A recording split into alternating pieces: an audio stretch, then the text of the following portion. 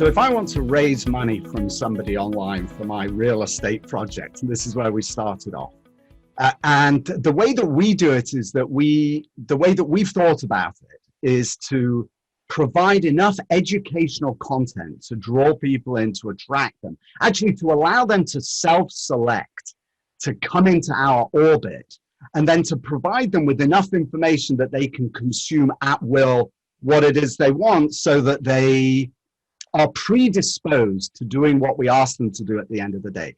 You talk about generating change. In that context, how do you do that? How do you assess what it is that somebody, that is the reason why somebody hasn't perhaps invested in real estate before?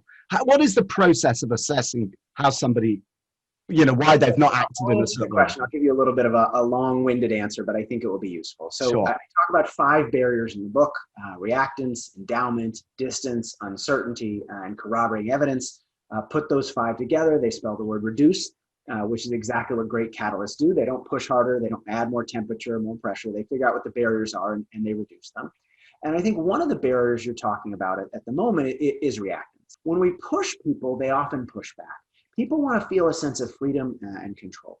They want to feel like they're making choices because they made the decision themselves. Why did I buy this product, use this service, make this investment? I did it because I thought it was a good idea. But the more we push them, the more they feel like that choice is coming from us rather than them, which makes them less likely to do it. There's something called the anti-persuasion radar, basically a radar system that goes off when we feel like someone's trying to persuade us. We ignore the message, we avoid it, or even worse, we counter-argue. We think about all the reasons why what someone is suggesting is a bad idea. And so that's a quick summary of what reactance is. If any of you have a 3-year-old at home, you probably have experienced it. But then you're probably wondering, okay, well, how do we deal with that? And at the core, the idea of how to deal with that is stop trying to persuade people and get them to persuade themselves.